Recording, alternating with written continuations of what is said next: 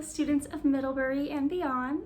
My name is Hanna McCuistion, and I graduated from Harvard in May of 2020. While I studied at Harvard, I had the incredible opportunity to study abroad, and because Harvard didn't directly have a program that took students to Uruguay, I decided to use the Middlebury program because they offer really valuable and amazing programs that can take you all over the world. So obviously, as I mentioned, the country I decided to study abroad in is Uruguay, which lies right at the bottom of South America, sandwiched between Argentina and Brazil.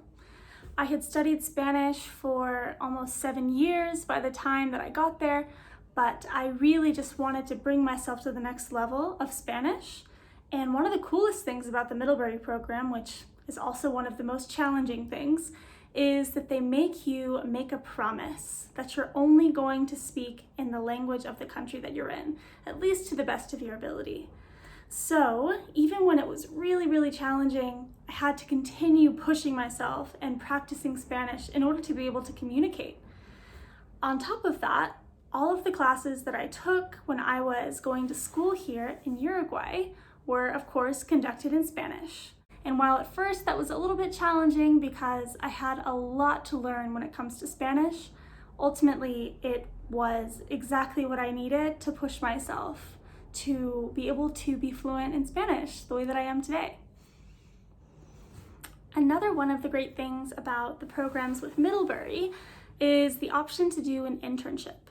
So when I was at Harvard, I studied biology, and when I got to Uruguay, I was given the incredible opportunity to study with a biological research firm and got to do my actual first field research of my entire life. So it was overall just really an amazing opportunity, both through the schooling and just through living here, that I was able to really get a firm grasp on the language. So you may have noticed that as I've been talking, I keep using the word here when I'm referring to Uruguay, and that's because after I went back to the United States, I finished my last year of college and I ended up actually moving back here. So I've been living here since December 2020, and it's now February 2022.